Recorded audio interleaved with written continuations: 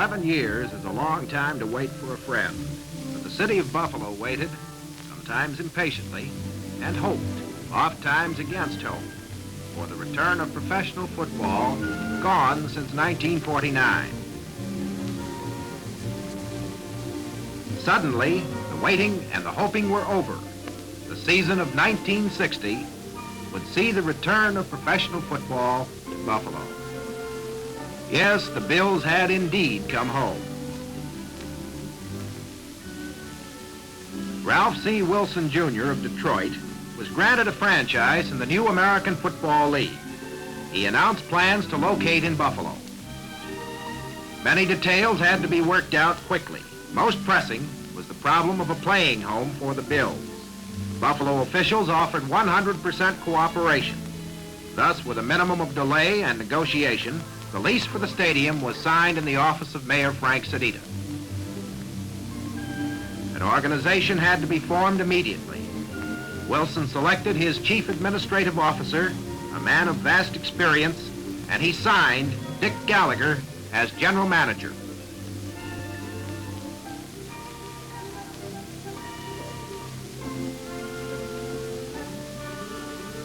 The Bills moved into offices at 164 Franklin Street, but something terribly important continued missing until...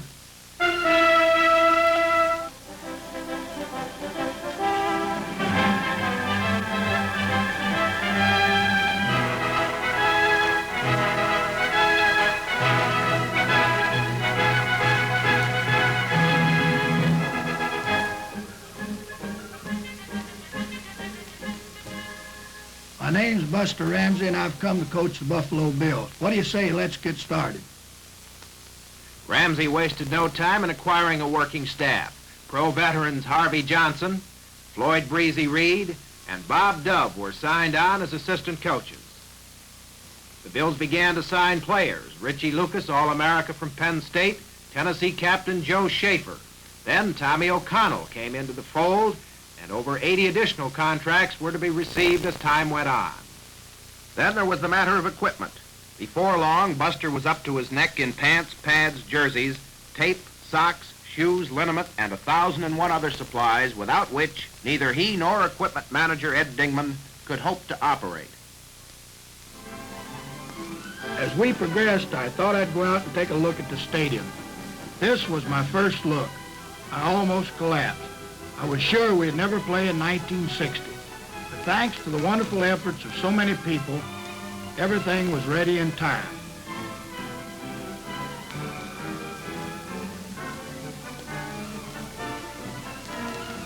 Things were very hectic for the coaches getting started. And there were tickets to be sold. You do what you have to, though. But when training camp was ready to open, we were ready to go. On July 11th, the Bills established headquarters for training at East Aurora's Roycroft Inn. The Seymour Knox Polo Field became the Bills' practice ground.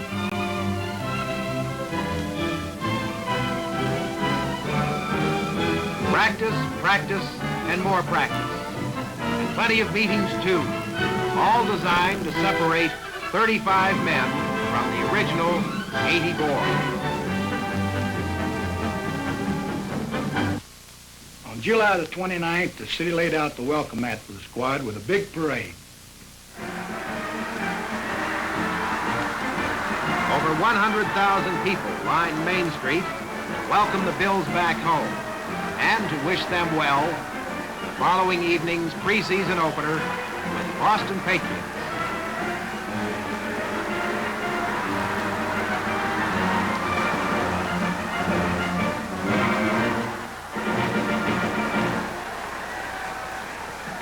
I wish we could have come through for all our fans from the start, but it wasn't to be. The team had many weaknesses we couldn't strengthen immediately. Injuries hurt us, and we didn't have much luck. I remember better than anyone, we lost 4 of our 5 preseason games, then 4 of our first 5 regular season contests.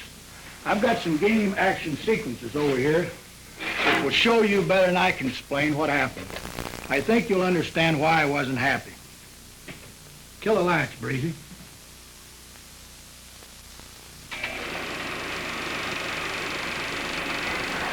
These consecutive plays in the opening game with the Titans at New York cost the Bills the services of quarterback Tommy O'Connell and then halfback Richie Lucas for the rest of the afternoon. The offensive line was a sieve. Bills replacement quarterback Bob Broadhead lost 11 on this play. Defensive mistakes gave veteran pros like the Titans' Don Maynard opportunities to make spectacular catches like this one. Smart quarterbacks like Al Doro made things tough for the Bills' eager but so inexperienced defensive lineman. He goes the distance here. This time, Doro in the white jersey sets up the winning New York score in the final 2 minutes against the Bills at Buffalo. He romps 16 yards on this play.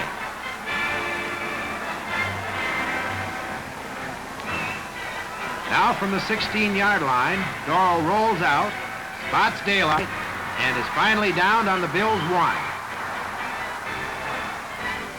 He dives over for the score. Doro's touchdown wouldn't have meant a thing if a few minutes earlier, Wilmer Fowler hadn't muffed a perfectly thrown touchdown pass from Tommy O'Connell. Turn the lights on, Breeze, will you? Just like the second game with New York, there were a couple other games the coaches thought we might have won during the early part of the season. But we kept throwing the football in the other guys' hands, and that hurt us, especially in our home opener with Denver. This interception cost the Bills a probable touchdown.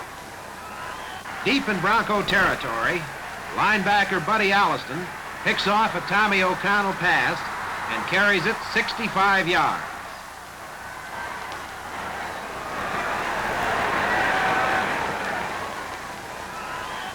Alliston's interception may have cost the Bills a touchdown. Johnny Pyatt's theft was much more costly. It was the winning touchdown in Denver's 27-21 victory.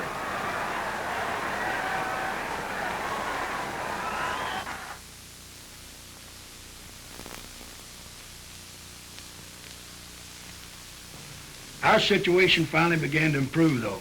A young quarterback, Johnny Green, joined us. He gave our club a big lift. Green was honored as the American League's Offensive Player of the Week for his performance against the Oakland Raiders.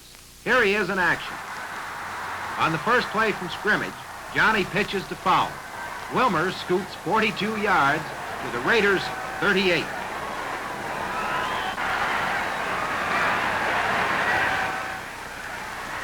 On the very next play, Green passed Carlton, and the big fullback goes in for the score. It all takes 23 seconds. Here, Green fires a sideliner to Carlton for a 23-yard touchdown.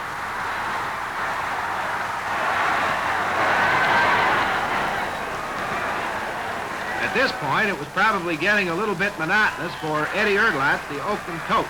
Nevertheless, Johnny hits Carlton for still another touchdown, this time a 32-yard screen. Green tops off a great afternoon's work with a 55-yard scoring pass to Albert DeBenion.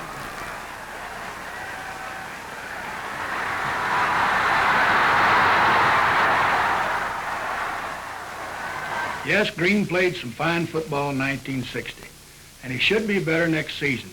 He's a real fine prospect. But speaking of DeBenion, I was proud of the way he came along. In training camp and in our early games, Doobie couldn't seem to do anything right. But with experience came confidence. Doobie turned in some exciting performances before the season was over.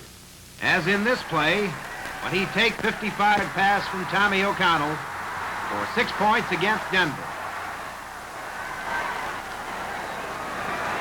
And here against the Titans, Doobie grabs a Green pass and streaks between two defenders, 32 yards, and a touchdown. This DeBenion effort is really electrifying.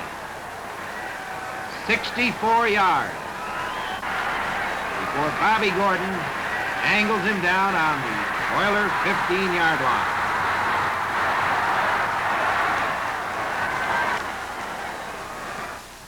That play is worth another look in slow motion. Half the Houston team appears to have a clear shot at Dominion.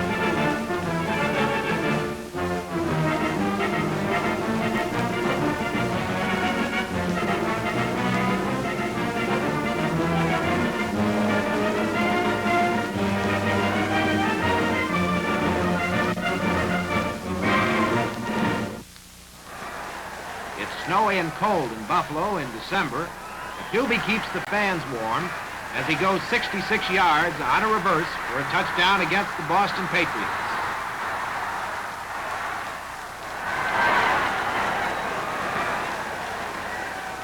I think the play that best shows Dominion's open field ability happened in the final moments of the first half of the Denver game in September. We traveled 77 yards in 47 seconds, which proves something I've always said. In pro football, there's always time to score. I'm going to run the entire sequence because it also points out the value of an experienced quarterback like Tommy O'Connell, who refused to be panicked by the clock. First, O'Connell hits in Tom Riley, who gets out of bounds with a 10-yard gain. Again, O'Connell to Riley to the Bills' 47. This time, O'Connell quickly to the Benyon. Watch Doobie as he threads the far sideline. 53 yards and a touchdown, 14:59. Let's take a look at that touchdown play again in slow motion.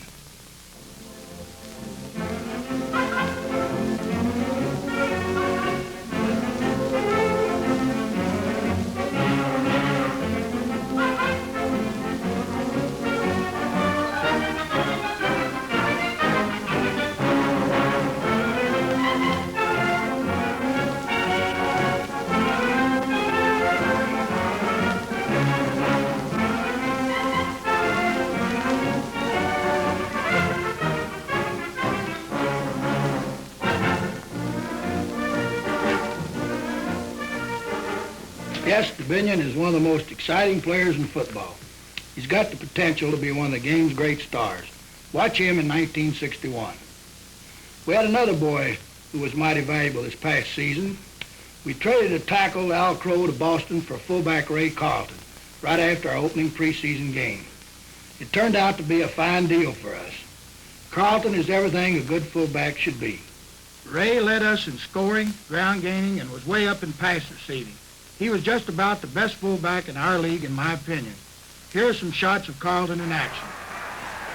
Carlton finds a hole, cuts left, and outraces the Titans secondary for 54 yards, the Bills' second longest run from scrimmage.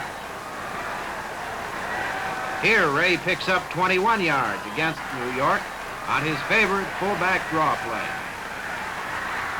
You'll see some more of Ray Carlton, especially in the Bills game with Houston at War Memorial Stadium coming up next. That game was one of the most exciting I've ever seen. The fact we won 25-24 before our largest home crowd added to my happiness.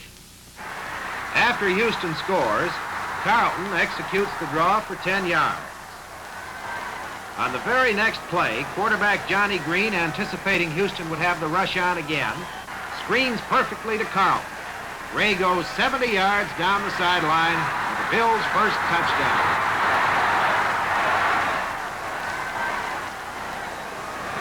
The Houston game has everything, including linebacker Archie Matzo's 25-yard return of a very short Houston punt to the Oilers' 10.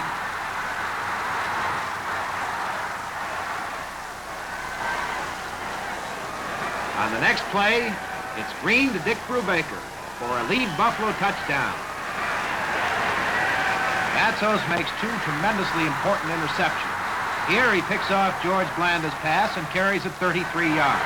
Archie won the league's most valuable defensive award for his performance. Houston does some scoring too. Watch All-America Billy Cannon. 58 yards on this pass from George Blanda. This 45-yard field goal by Bill Atkins in the fourth period makes it 24-22. Late in the game, a Green to Carlton screen pass carries 36 yards to the Oilers' 3. It sets the stage for the winning point. 15-yard field goal by Atkins. You know, there's one question that bothers even the most learned sportscasters. What do football players actually talk about in a huddle? Let's take our mic in this Buffalo Bill huddle and listen. Hey, fellas, I'm new here in the Niagara Frontier, and I'm looking for a place to bank. Can you help me out? The Marine Trust Company's the place for you. They run a regular financial department store. That's right.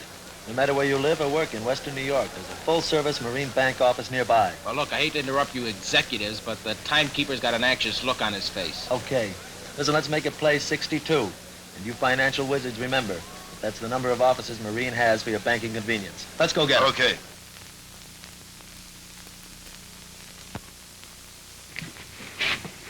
It was a real good game, but we played an even better game out on the coast 3 weeks later against Los Angeles.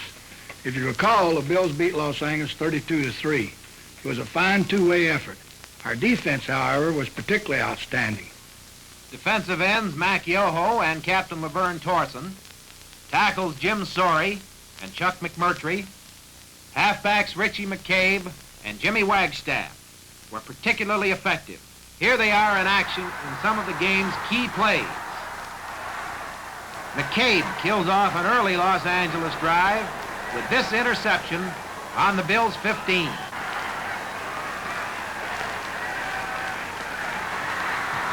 Watch Big Jim Sorey as he dumps all-league halfback Paul Lowe for a 6-yard loss. On the next play, Matsos and Torson combine to throw Kemp for another 18. Later on, the Bills again exert tremendous pressure on Kemp. The L.A. quarterback runs out of the pocket, and Yoho finally gets him for a 24-yard loss.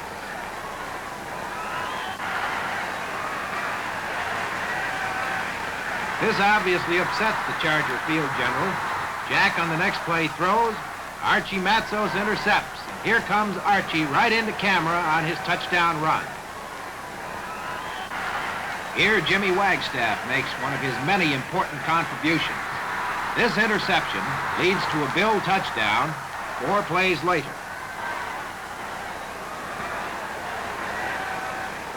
Buffalo was percolating offensively, too. Here's a sensational pass play. 49 yards, Johnny Green to end Dan Chambers. Watch linebacker Joe Herger here. He puts the horse collar on Kemp. The L.A. quarterback's pass is intercepted by Matsos. Archie laterals to Wagstaff, and Jim carries it back 17 yards into Charger territory.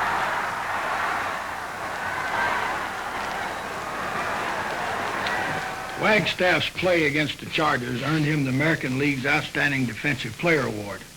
After the Los Angeles game, we went to Denver for the final game of our 3-game Western swing.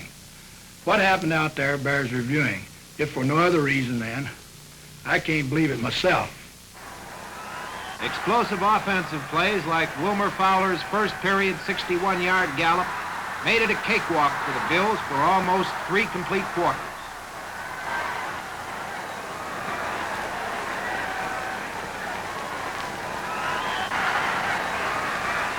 And here's DeBenyon taking a quick pass from O'Connor. A fake, a few artful dodges, a reverse of field, and Doobie's away.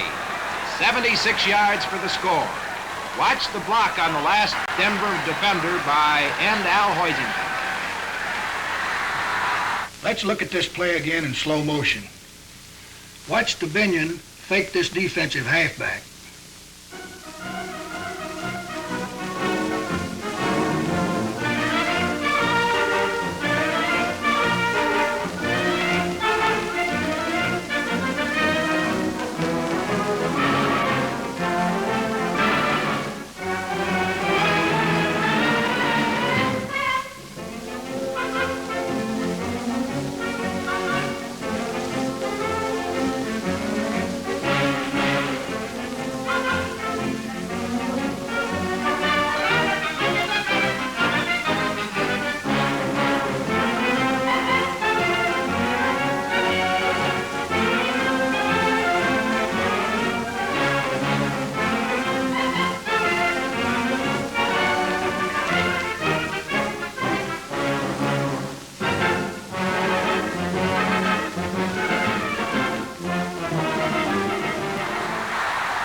defense, the Bills were just as tough. Mac Yoho intercepts Frank Tripucka's pass and scores with an assist to Torsan, who deflects the ball.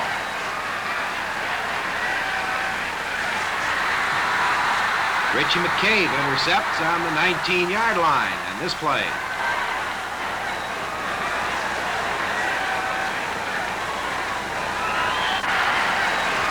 The interception sets up Wilmer Fowler. On the first play, the speedy halfback finds a hole, cuts in, and he's over. Things were really going along fine. We were leading 38-7 at this point, and then the skies fell in. This is the play that started. Tripucka hits end Lionel Taylor with a little quick pass. Lionel gets away at the line of scrimmage, and he ends up with an 80-yard touchdown run.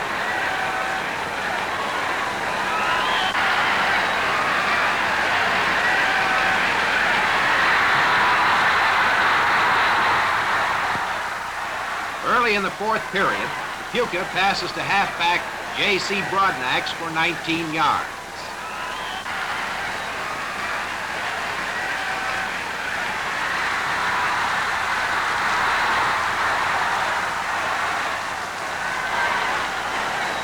Then to Taylor again on a little screen, and the great end carries for a 24-yard touchdown.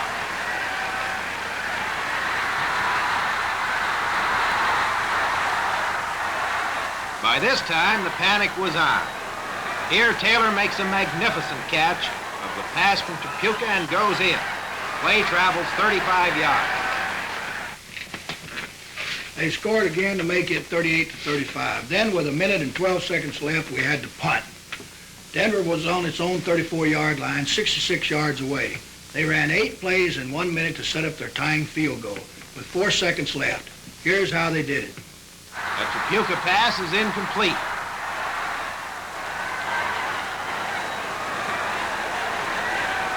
Next, Archie Matzos gets in front of a Tripucka effort and almost intercepts.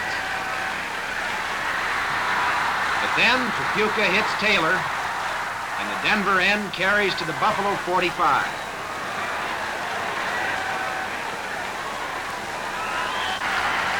Another Denver pass. Incomplete, but interference is called against Matzos.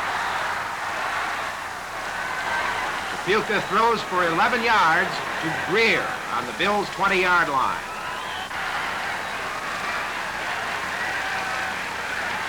Then on the far sideline to flanker back Ken Carpenter.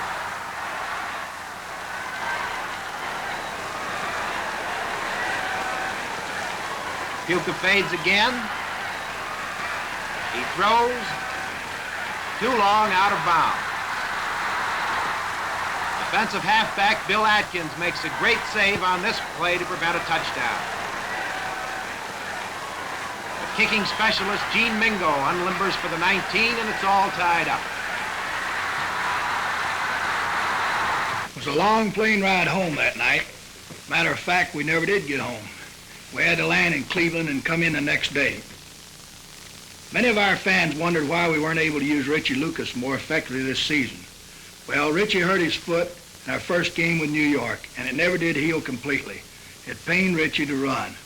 But on a road trip to Texas against Houston and Dallas, he did some fine work. I'm really encouraged that next year he's going to be of great help to us. The boy has exceptional all-around talent. Richie in action at Dallas. He passes to end Dan Chamberlain for 12 yards on this play. Now watch as he spots fullback Ray Carlton. Carlton grabs the pass and picks up 12 more yards.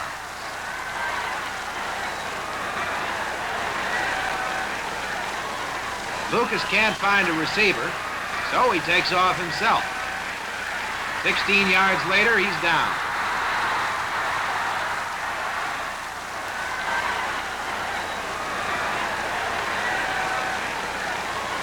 Later on, Richie starts another drive by passing to end Monty Crockett for 12 yards.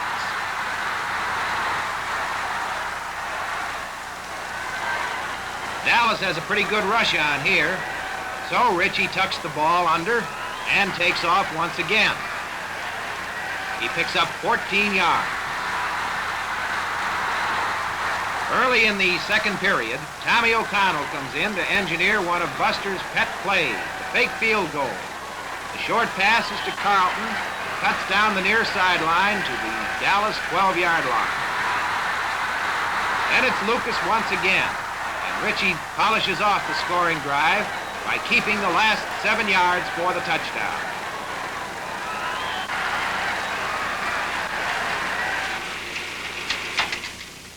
Get the lights, Breezy. That just about wraps up the season, folks. We tried to make a film that would show some of the highlights and the lowlights too, and include outstanding individual performances. I hope you enjoyed it. Next year the Bills will be back again, and I think we'll be a lot stronger and far more ready to contend for the Eastern Division Championship. The coaching staff knows the weaknesses that must be corrected. We are doing our very best to correct them. We've signed some of the best college players in the country. And I'm looking forward to 1961 with much enthusiasm. I hope you are too. Hi, I'm Chuck Burr, Director of Public Relations for the Buffalo Bills, with a reminder that right now is the time to reserve your choice season ticket locations for 1961. Remember, all season ticket orders are filled on a first-come, first-served basis. So why not take advantage of the Bills' deferred season ticket payment plan? $10 down on each ticket will reserve your seats in any price range, $35, $28, or $21, and you have until June 1st to pay the balance. Like Buster Ramsey says, 1961 is going to be a most exciting season. I hope to see all of you at the games.